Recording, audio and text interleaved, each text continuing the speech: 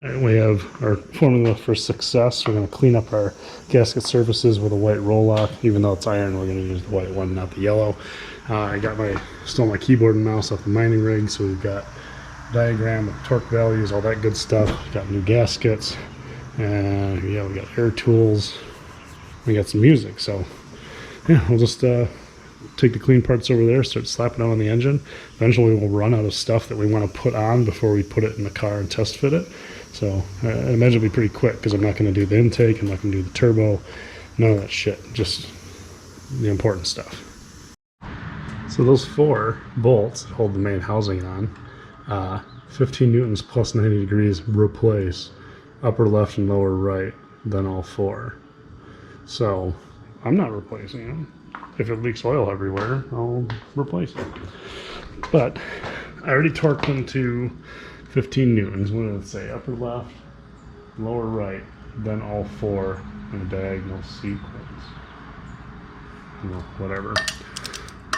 So quarter turn from here. If let's find a 12 o'clock.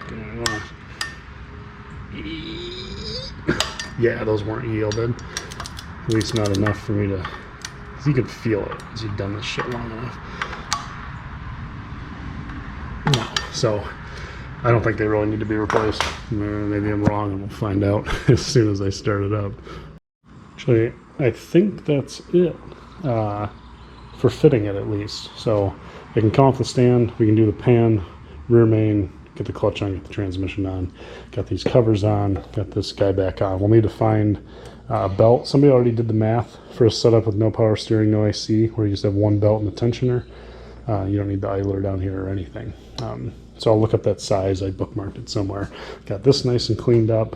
Yeah, that's about it. And I mean, putting the cover back on because we're going to run the car. Now would be a great time to do a timing belt, wouldn't it?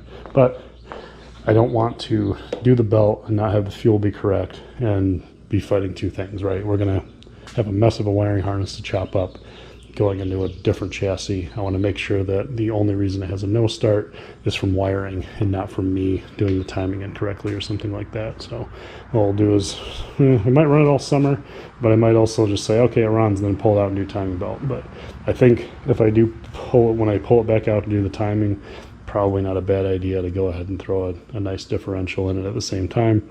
We'll see what funds look like when that comes up. I don't have a flywheel holding tool for this, so I just put, that's a 19 triple square, 12-point socket on the back. That should hold it. You need 60 newtons plus 90 degrees on these. I can probably do 60 newtons by hand. I need a tripod. Your friend Jeff's coming over tomorrow, so if these don't go on their own, there we go, it's on the floor. 60.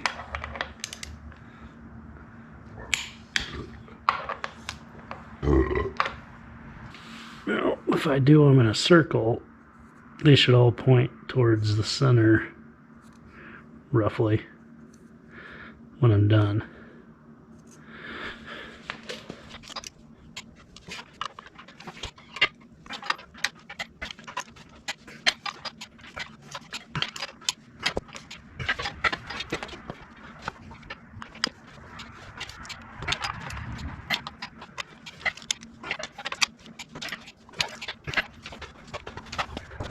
All right, just having the clutch on makes this engine look better. Yeah, this was in there. You can see the rusty grosses on it. But this is when you tighten the pressure plate down. That's when you want that installed, so your splines line up with the pilot. So when you put the transmission together, you're not trying to force feed this thing back and forth. Because once you tighten this down, your clutch is engaged, right? And then that throw out, this bearing, right, is what's going to push on these fingers to disengage the plate. Yep, we're not going to be able to do that by hand, but these things aren't going to move until we get some hydraulic pressure on it. Alright, for this guy to go on there, these holes need to be drilled out because the bolts go through.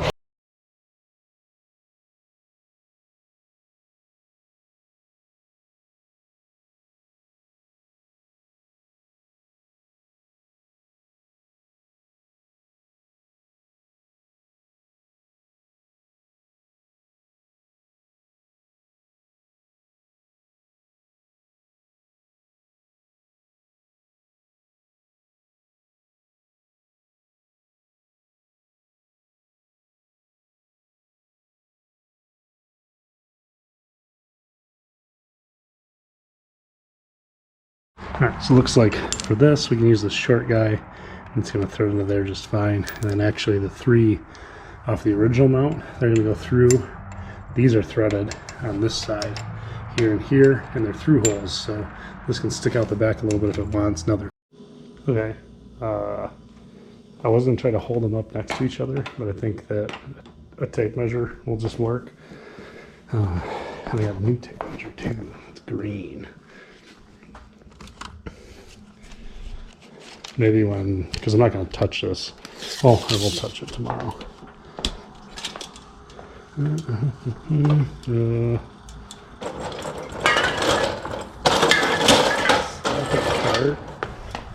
Okay, so I'm going to go center the transmission hole to the center of the middle of the 3 holes, and it looks like 23¼ inches. Do the same thing here. This has got a little bit of wiggle space, but we'll line the bolt holes up. Line that up. It's like 23, and it's like a 1/16 longer, but this can move, and it's slotted. So yeah, that's gonna work. That's gonna work great.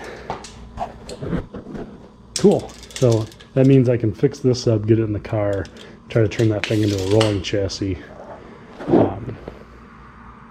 Yeah, and then once it's a roller, we can put the engine in with that mount. And then we'll take this mount out and we'll build our own that kind of goes around the turbo.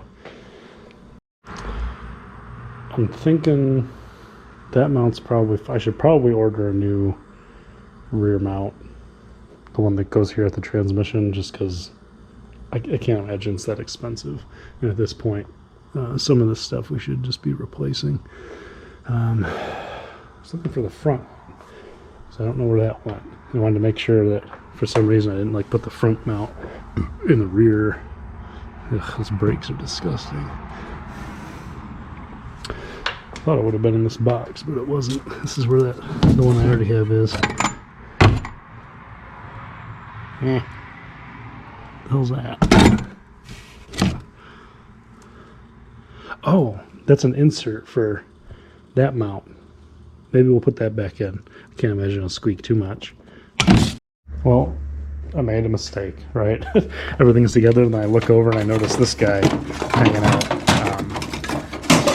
Contrary to popular belief, you need this. Oh, let me rephrase that. You don't need it, but without it, it's a bunch of bullshit that'll get in your shit. So you're better off having it than not.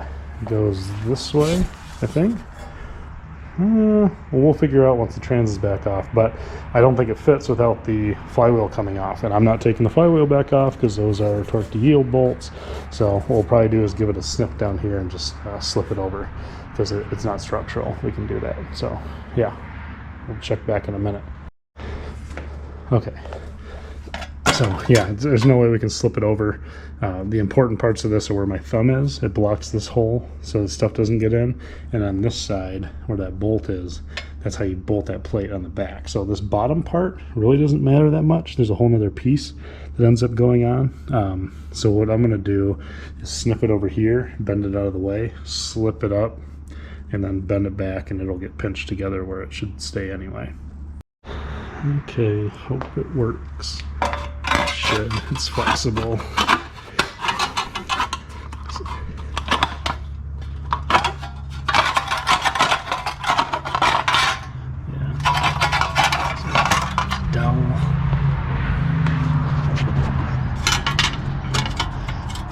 This side, we'll get it down to a dowel. That'll hold it where it's supposed to be.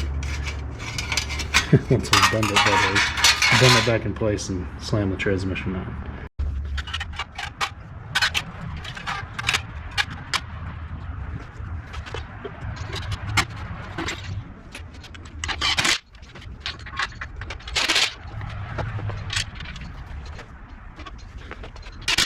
Yeah, that should work just fine. So now you can see back here, we've got our mounting spot, so we can cover that up. And on this side, by the starter, we're covered. And then down below, Oh, I guess it does. It's from this side maybe. No, there's really no opening there, so no worries there. Either way, it's a good peace of mind. Things where it's supposed to be, as long as these holes are lined up. We might have to loosen some and tap it, but I'm satisfied with that. Well, for that bushing, press is a no-go. It just keeps popping off at an angle. It's impossible to deal with. So got one of the starter bolts, and this socket connects as a cup, and we'll try to screw press it together.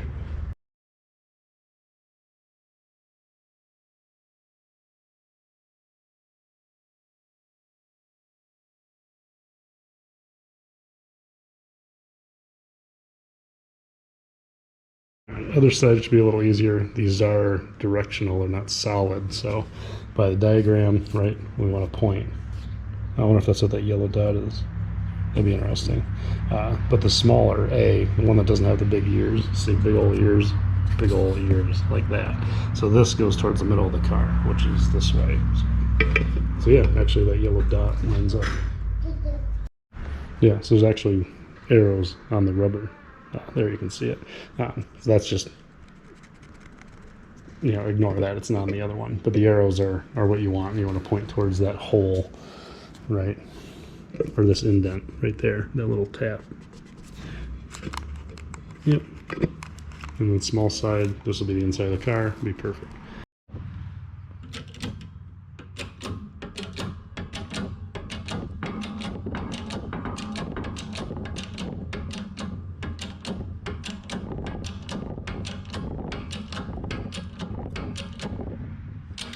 That's it.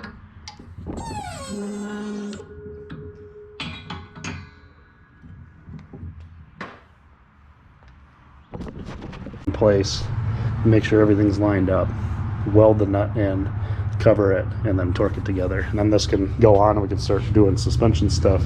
Still got to clean up the knuckles. I'm not sure if I'm going to bother trying to like blast and do pour 15 on those because they still have bearings in place. Oh no, I got new wheel bearings. Yeah, so we'll strip those and make them nice.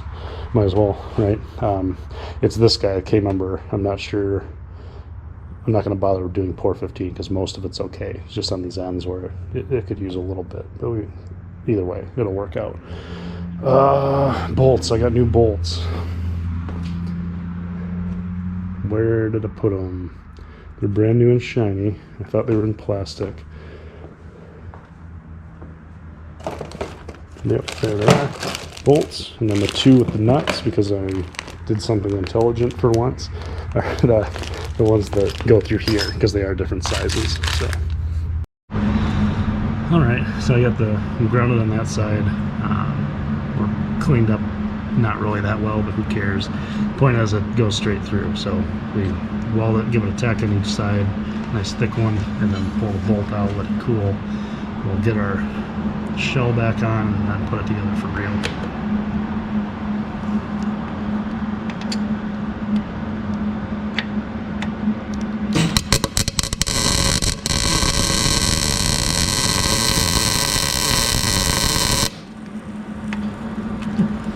Yeah, perfect.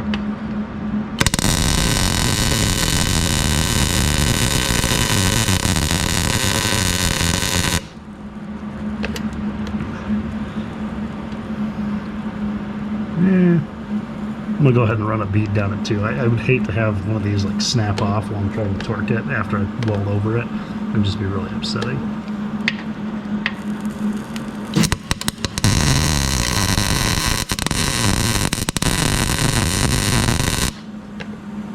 Okay, that should be good enough. Get that out of there before too much heat gets into the bushing. Alright, we're 3 bolts away from having subframe and control arm in. So we've got control arm to subframe, rear mount to subframe, subframe to body, and they're all 96 foot-pounds. 4 of them are new because we had to cut stuff. Yeah, these guys and the ones that'll go through there, there's one of them, there's another one around here somewhere. And then these guys, which we need to find because I don't remember where I put them. But yeah, get the subframe in tonight and it'll be in good shape. Oh, it's probably one of these bad boys. Yeah. I'll have to do some looking. So having trouble finding 2 bolts. So that's the one I need. 64 millimeter long, and then 75. I think these are 75, a little shorter than these. So I bet if I went back and looked at my old video, this is what the guy used, which are not the OEM bolts, and one of them is really gross. So I'm just going to go ahead and order new ones. It slows me down a little bit, but I'm going to need a couple days to clean up other parts to get the suspension on, so it's really no big deal. I'm actually going to call the dealership. Amazon has them for $292. I mean, they're going to be $3, even if they're $6 from the dealership, at least I know it's not going to be like some fake that's not hardened or whatever. So I'll give them a buzz. They can probably get one in a day or two, and then by the weekend we should hopefully be getting suspension on the car. So usually half of the bearing inner race will come out with the hub. And it's probably breaking. Yeah, so see, it's still in there. I cut them. So I just cut them kind of at a diagonal. I'll show it later. And even if you touch this a little tiny bit, as long as you don't have burrs, it won't give you issues. You can reuse them. There's probably a tool that does it, but I don't have that. Oh, I forgot there's a snap ring on both sides. I wonder how crusted this one is. The one on the back took a lot of effort to free it up, but maybe we'll be pleasantly surprised. Oh, no. Nope. Where's my torch? Just had it.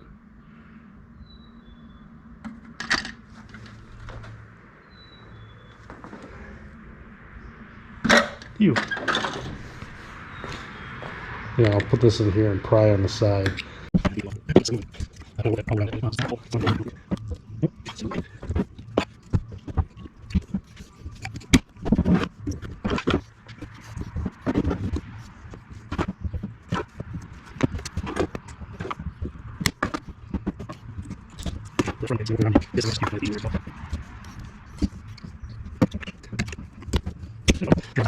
Alright, I found the page, so here's them with their nice holder, pushing the hub out, pulling that inner race off. I'm going to cut mine, then, because I don't have a cage style puller like that, and then them pushing the bearing out from the same side. So it does come out the front, and then here they press it back in from the front. So everything is going to go in and out from this side. So we got to push it that way. So normally I would use an old wheel bearing, right? But we can, because we're pushing out this way, we can actually push on the inner race and it should push it all out. I've maybe once that I can remember vaguely, I've had that break and then I had to push on the outer and it was big and annoying, but we'll try on the inner. If it doesn't work, we'll have to get something that just barely fits in there. Okay, see how well this goes. Oh, buddy. Okay, this is the part where I hide behind the pole and look away in horror. Oh, I think I felt it move. Oh, yeah, there we go.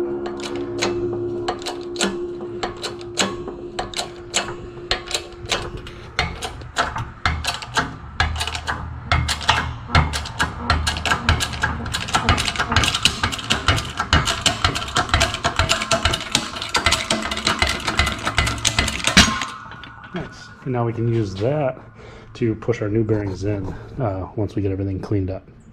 And for these, anything that fits nice, I found one of these minis is almost the perfect size because it just barely bites in, so you don't have to put it in very far to get a lot of spread.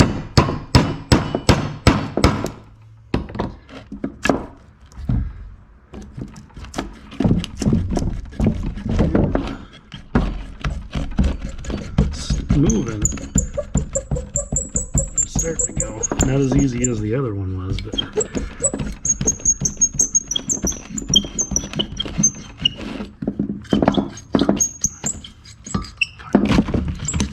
there you go. Don't look at it. Alright, now I've got 2 bare steering knuckles. I'm going to run them through the parts washer, let them dry overnight, and then I'll get the sandblaster set up tomorrow. Yep, so we'll let those dry, and then we'll leave on a cliffhanger. Look under here, see that mark? Right where my pinky is? Somebody else likes to cut theirs off. So these have been cut before, so it doesn't hurt. I'm like, you could put a big gouge right through the middle of this, and as long as there's no burr on the edge and the bearing presses on fine, you're golden.